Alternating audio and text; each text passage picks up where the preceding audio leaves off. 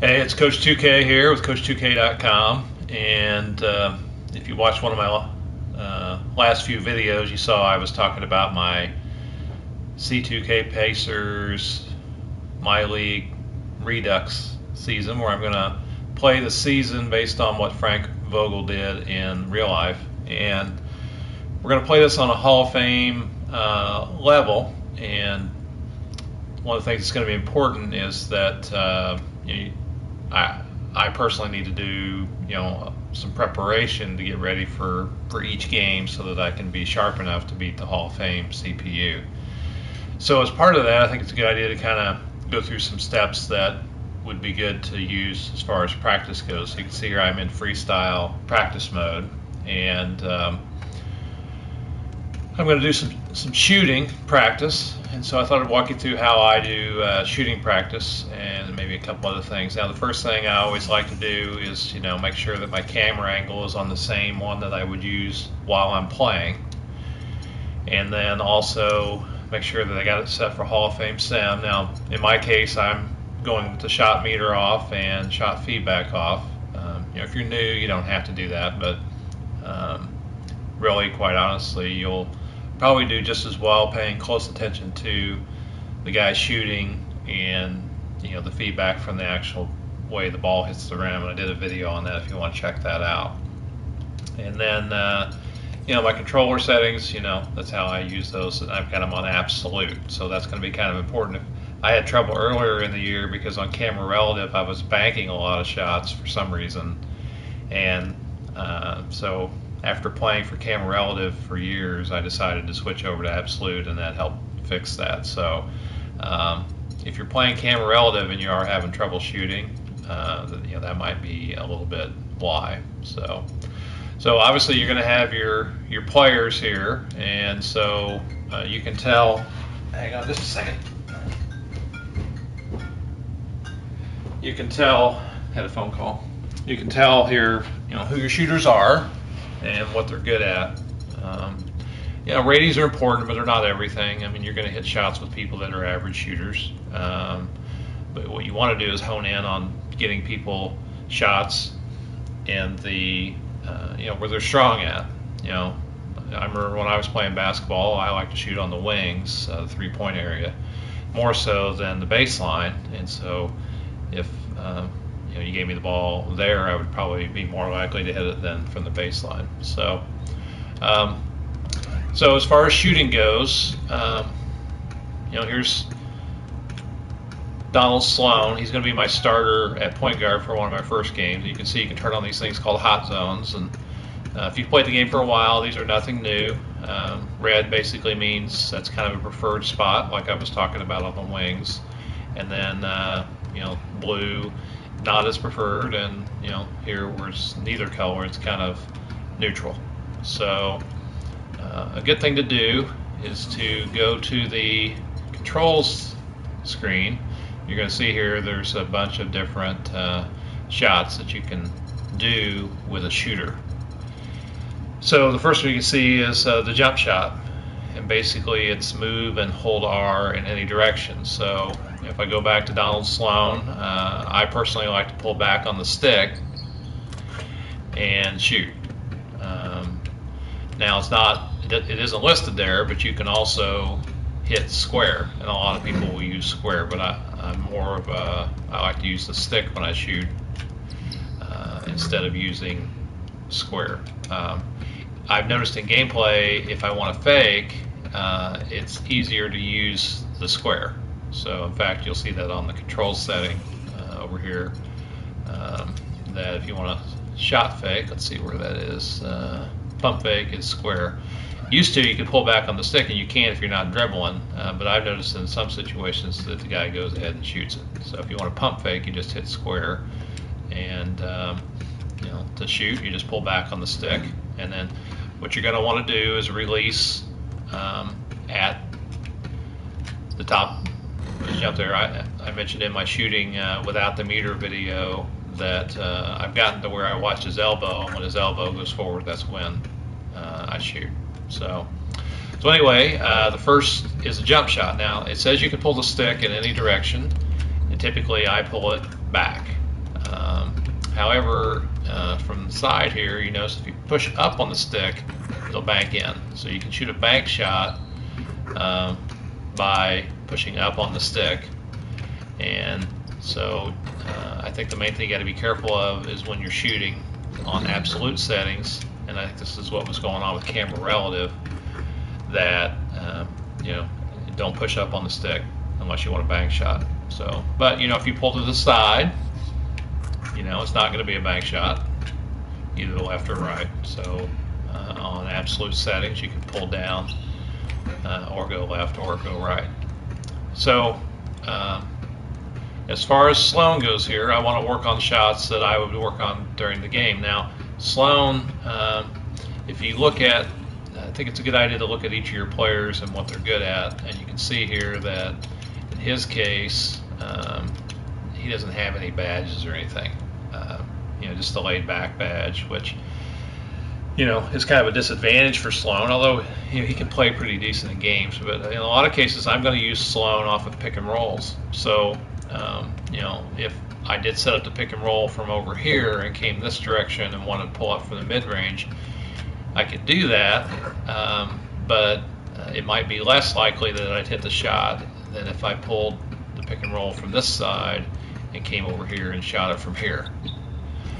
So given a choice between those two, I mean, obviously an open shot in either situation is going to be fine, but if I can set myself up in such a way that I can get the shot from here as opposed to here, then obviously the one over here is preferred.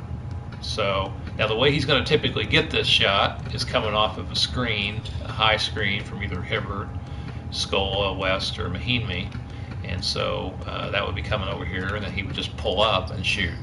So as part of my shoot around practice, then what I would want to do is just come over here and pull up. Get used to doing that. So let's do a few of those.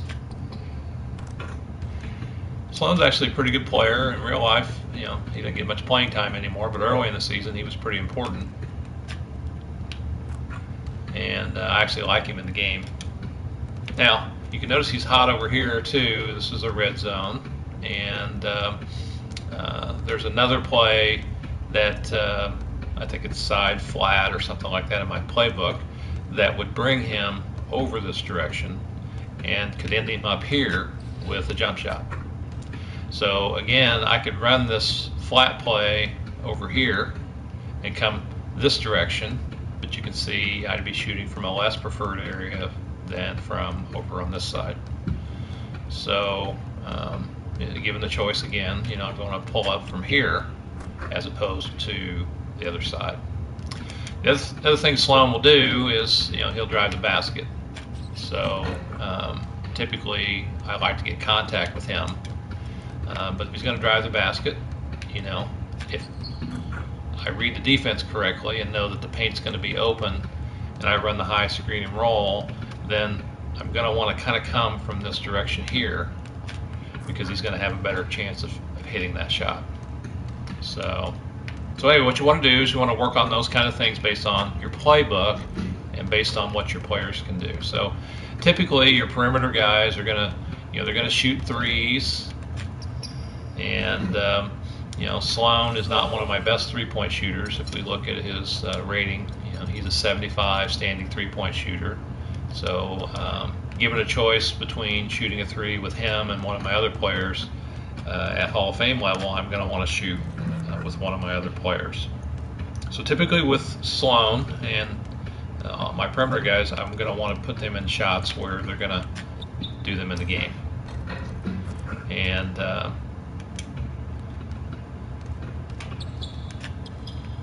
just work on their releases. So freestyle practice mode, working on your jump shots, is really about two things: working on your releases and getting them in a position where they, you make moves that you would in the game.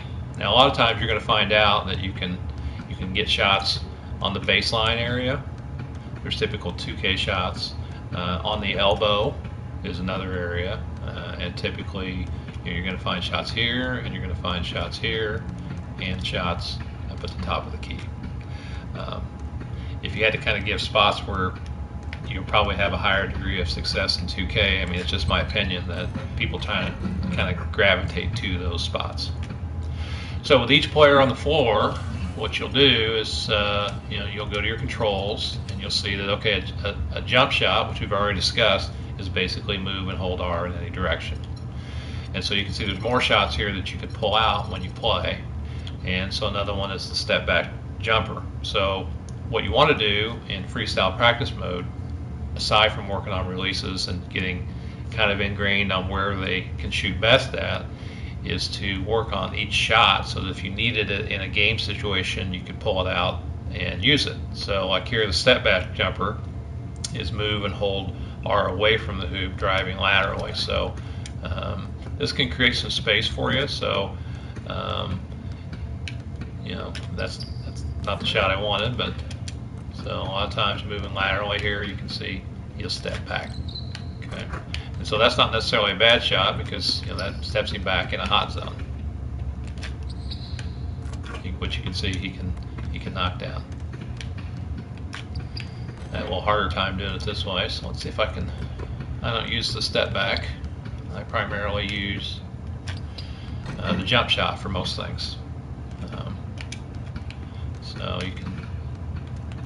So you can step back. So you didn't hit it as well there. They knock that down. So work on your step backs. See if I can do one on this side here. Having trouble doing that one. I know I could do a step back here, but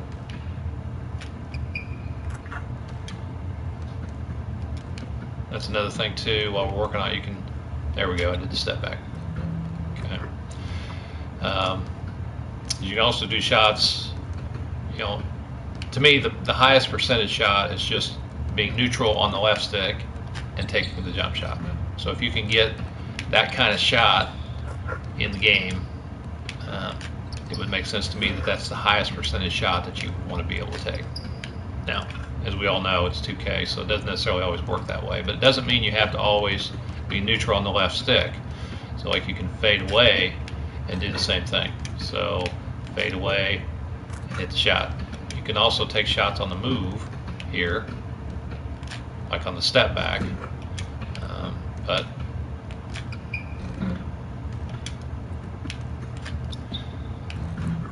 alright, so that was the step back. So you'd want to do some of those, and then the next is the hop gather. So tap the square while dribbling with L deflected. And so let's see if we can do a hop step shot. So alright, so the advantage of doing like a hop step would be to get you some space when the defense is pushing you. So if I wanted to do a hop step, it's something I could add to my arsenal. Nope, behind the backboard there.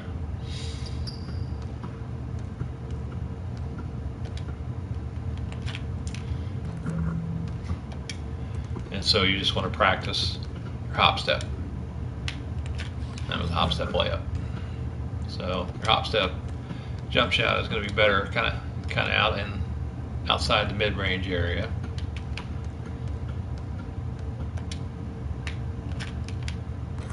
Now I'm not hopping. Alright, so do one more of these. Yeah. And that's why you go into practice mode, because things don't always work like they're supposed to. And again, seeing that mid-range area, or close area, I guess I end up triggering the hop step layup.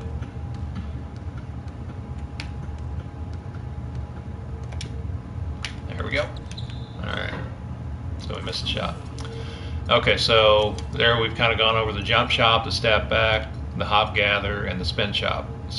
So if you double tap there while driving, so if I want to go down here and drive, double tap, I can do a spin shot. I notice a lot of people that are really good at 2K do this. And one advantage of doing the spin shot that I've seen is that it does give you space, but also it seems to trigger your offensive rebounder to move into position. So I'm not a big fan of the spin shot because it kind of triggers that, but it could be just the guys I play have better rebounders than I do. So as a guy giving up a ton of rebounds,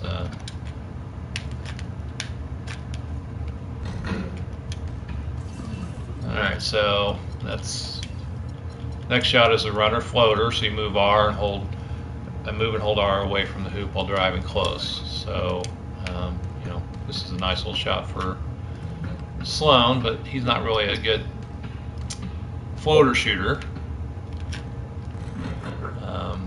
But if he needed to pull out the floater, you just pull back on the stick while you're in that area. And so you can also do it from the baseline. So as you can see, he's not as accurate with it.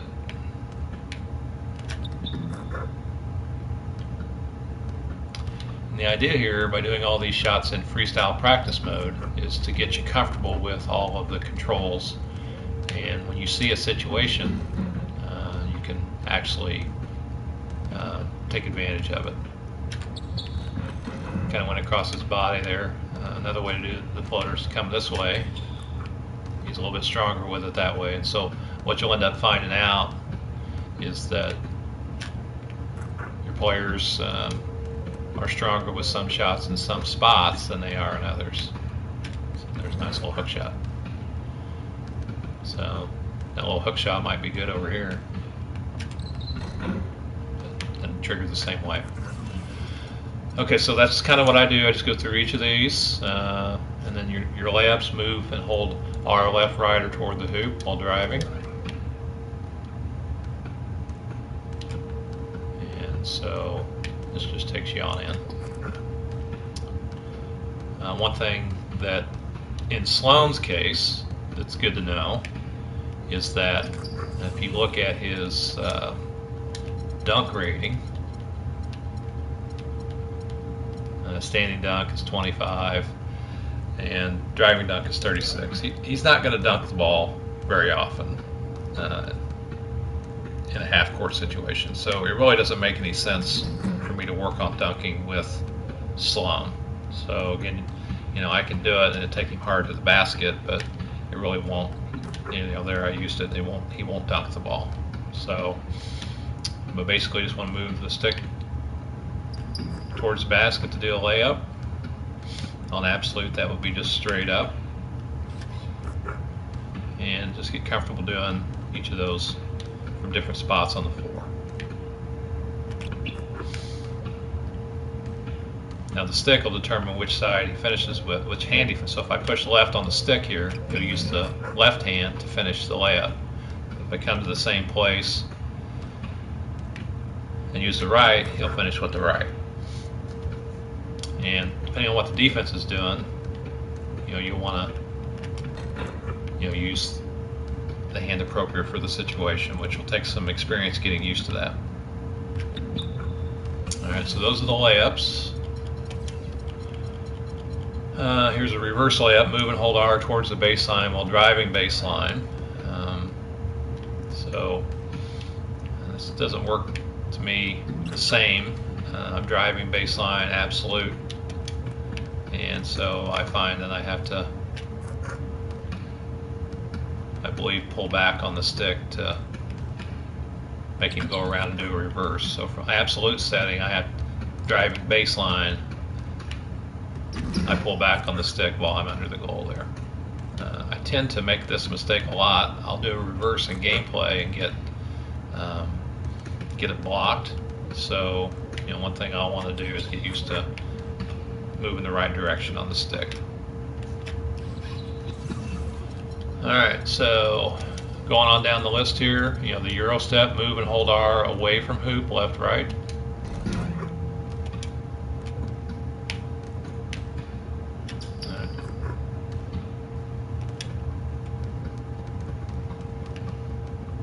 Okay, so you can work on some Euros, how they trigger, and you know, Sloan could use a Euro step. It's Not like he's got any special skill for it or anything, but you know, coming in traffic, it might be a way to avoid the shot blocker coming through.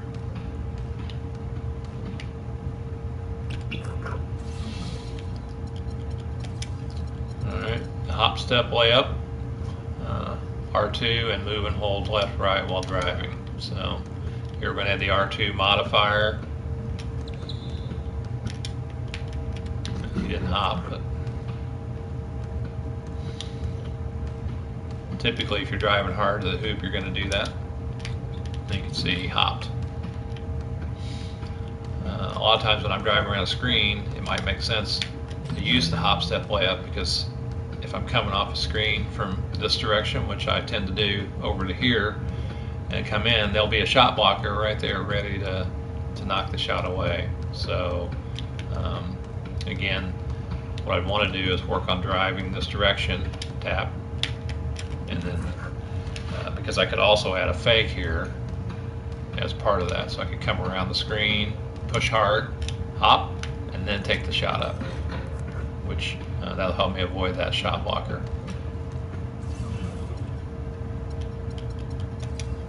Alright, so the next one down the list here is a normal dunk, but he can't do those, and that's pretty, most of you know how to dunk. The midair change shot to me is very important this year, because it doesn't always work, but a lot of times I'll come around off screens and I'll come hard to the basket and I'll get contact right in this area here. And so typically what I'll do is I'll push the stick forward to do the layup, and then once he's in the layup, then I'll pull back on the stick. So with contact, it's a little harder to do in practice mode. As soon as you sense the contact, you can see I changed the shot there. And when you do that, there's more likely a chance that you're going to pull up and get a foul there. So that's definitely a skill you're going to want to learn how to use. Is, you know, when you get contact, change your shot in midair. So I kind of did the step through. You know, you pump fake and then you hold R in any direction before it ends. So best place I did that was right here on the hop step, and then I step through. Okay, so what I would do with each of my guys is just kind of go through their releases, you know, identify where their shots are good at, and take shots that I would take into the game. Pull up,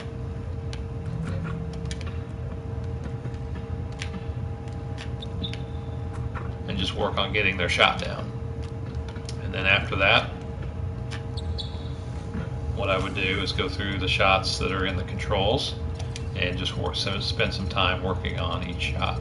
And then what you would do is go through you know, the other people on the list. So my next starter in my first game is going to be CJ Miles. So I would put CJ in. And so let's see what CJ's good at. He's a volume shooter and a corner specialist, and has the microwave. So he's got the gold volume shooter badge, which is pretty good.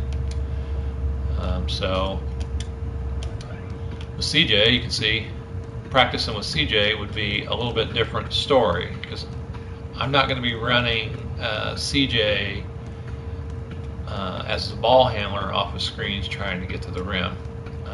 From experience, I know that I'm going to use CJ. He'll most often be in the corner, spotting up,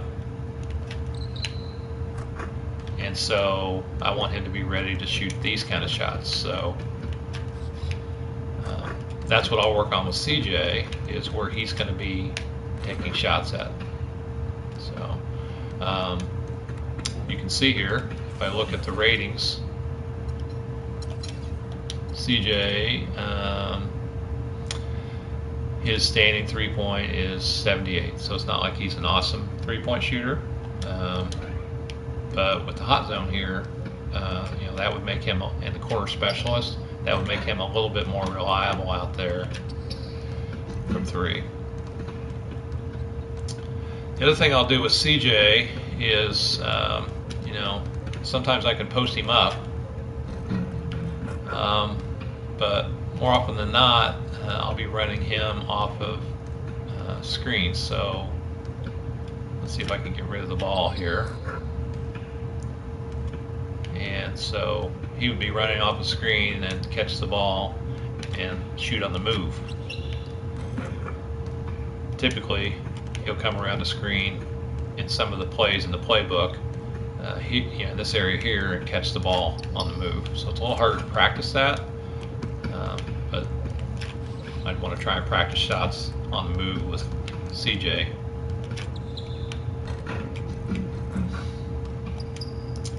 The other thing is I'd want to work on things where once the corner spot is covered up, because a lot of times people will be guarding him and that shot won't be available, is to pump fake and come through and get a shot that way.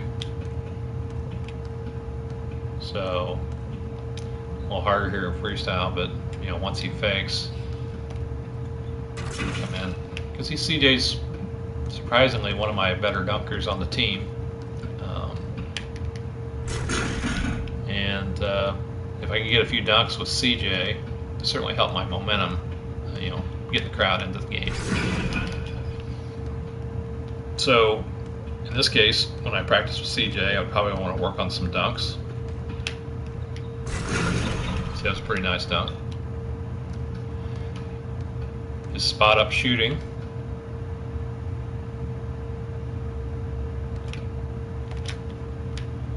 And just getting his release timing down. So he's going to be primarily a spot up shooter and coming off screens. I'm not sure of his post up ability. Let's see what it's over here, what it says.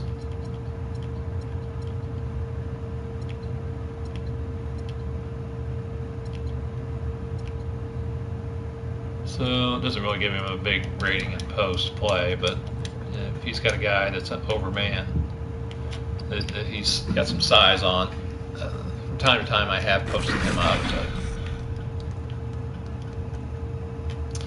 So anyway, just an idea of how to run your shoot around. You want to do what's your players are good at, and in freestyle practice mode, you want to focus on those things. So again, the elbow shot, and that's what I'll be doing with each of these players before I play a game, is just cycling them through some of these things. Alright, so I hope that helps you understand a little bit how to use the freestyle practice mode to work with your players. And if you got any questions, let me know. Again, I'm Coach 2K. You can find me at coach2k.com. Follow me on Twitter at the Coach2K. And follow my games on Twitch. I usually broadcast them live